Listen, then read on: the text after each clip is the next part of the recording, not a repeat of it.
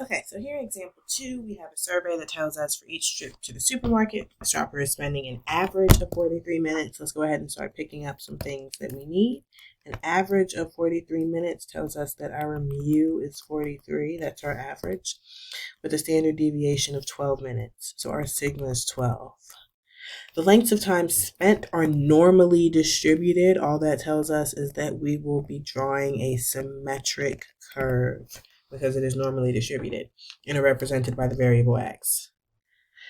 Part A is asking us, find the probability that the shopper will be in the store for each interval of time listed below. And the first interval of time listed below is between 22 minutes and 52 minutes. So part A, question 1, is asking us to find the probability that you're going to be in the store between 22 and 52 minutes. And again, it doesn't matter if I'm writing these or equal to or not.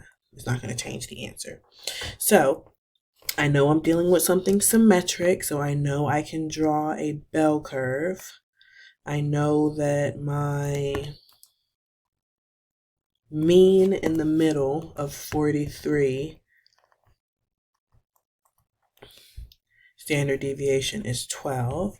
So I'm just going to put down some numbers here. I'll say that 22 is about right here, and that 52 is about right here.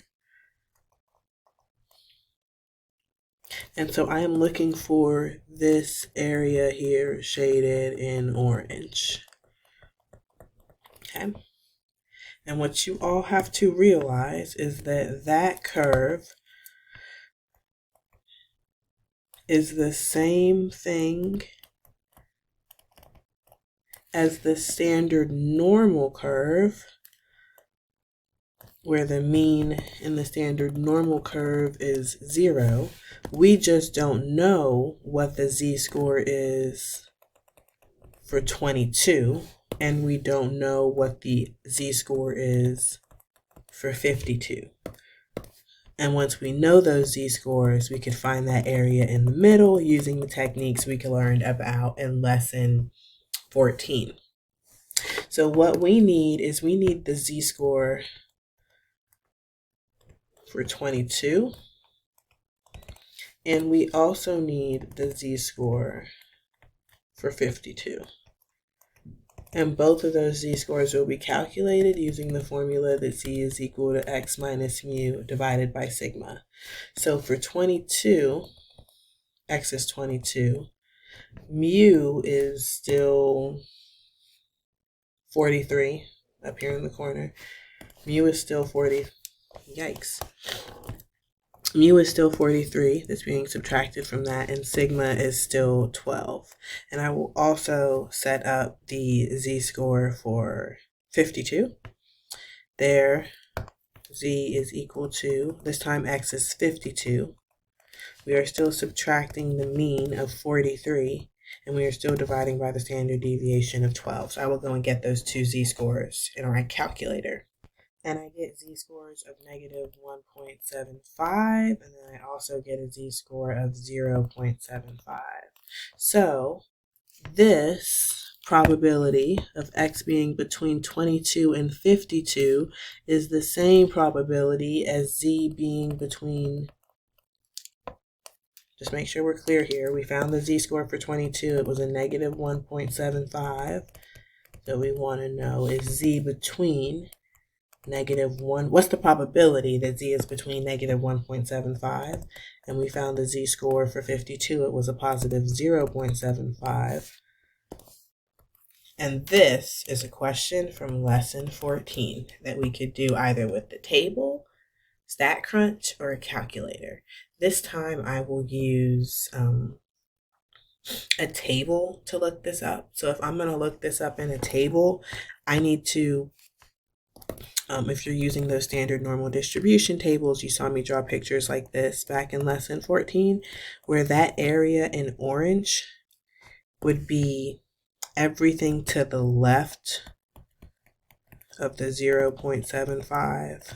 Just for some reference, here's the negative 1.75. I would need to take the entire left green area and then take away everything to the left of the negative 1.75.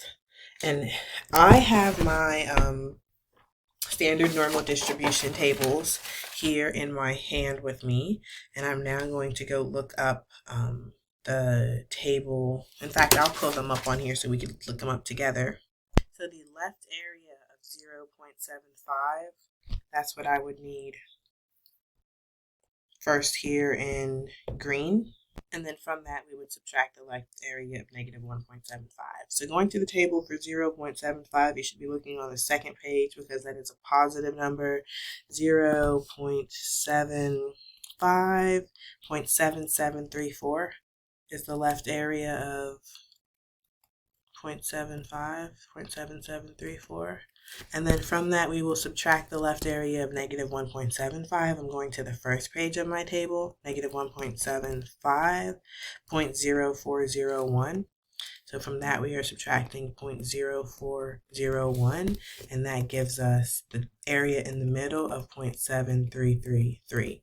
So there is a 73.33% chance that you will spend between 22 and 52 minutes in the grocery store. Now let's look at part 2 of this question.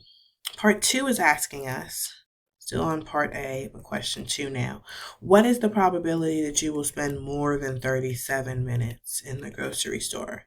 So I'm first just going to again start off with making a bell curve. I think this gives us some perspective on what's going on. Our mu of, I think it was 43, is still in the middle. Yeah, but this time we're interested in the probability that you spend greater than 37 minutes in the grocery store. So to the right of this. So what we need is the equivalent curve that is the standardized curve, the standard normal curve, where the mean is 0 in the middle. And I need to know what is the z-value when x is 37. And this z-value is computed using the formula that z is equal to x minus mu over sigma. In this case, our x is 37. Our mu does not change. That was given to us as the mean in the problem of 43, and the standard deviation of 12 also does not change. That was given to us in the problem. So now when I calculate this, the z-score that we will get, 37 minus 43 over 12, is a negative 0.5. So I now know this z-score is negative 0.5, and we are looking for the probability that x is greater than that. So this translates to the probability that z is greater than negative 0.75. And this I'll also just go ahead and look up in my table. Notice that this is a right area. So when I go to my table, I will have to subtract from 1 because the table only gives us left areas. So I'm looking for a negative, what am I looking for? Negative 0.5. So 0.5. I just need the 0.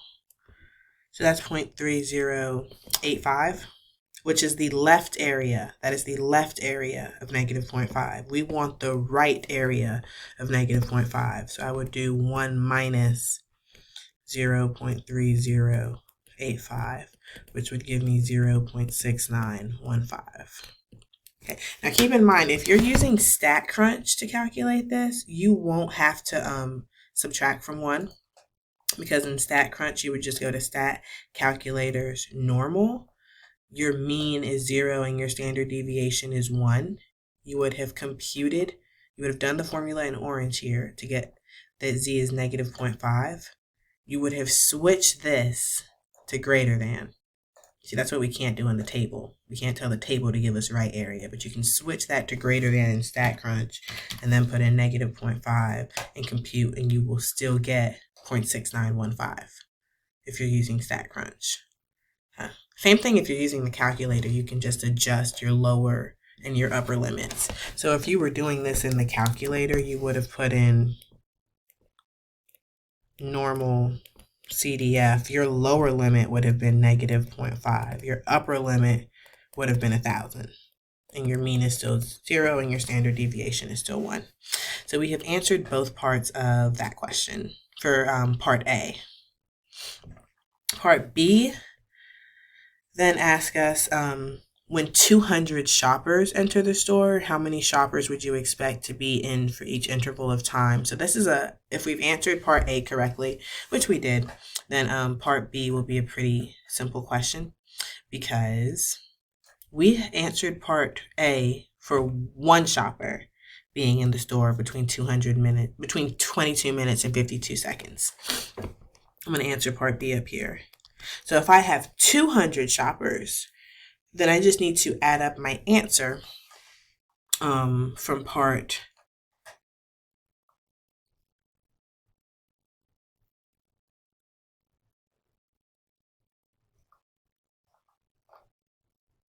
Sorry, I lost my train of thought. I just need to add up my answer from part A from 200 times. So for 200 shoppers going into the store between 22 minutes and 52 minutes, that would be 200 multiplied by our answer from part A, which was 0.7333, which gives us about 146.66. But we won't say there's 146.66 shoppers. We'll say there's about 147 shoppers. So if we have one person, probability of spending between 22 and 52 minutes is about 73%. And then if I have 200 people, I'll take that 73% and multiply it by 200 to see that I'm expecting about 147 shoppers to stay in the store between that interval of time. And we'll do the same thing for the second part of B. This time we want to know how many shoppers would stay in the store for more than 37 minutes. So we're going to take our answer from part B, which is 0.6915, and multiply that by 200. And that's going to give us 138.3, which is about 138 shoppers. So the first thing we did is we turned both of those questions into standard questions. We standardized them using this formula to get us from X values to Z values. And then once we had the Z values, the questions went back to being from lesson 14. Just that in lesson 14, we didn't have any context that we were answering these in. We were just finding probabilities, but now we actually have some context because we're going from X to Z.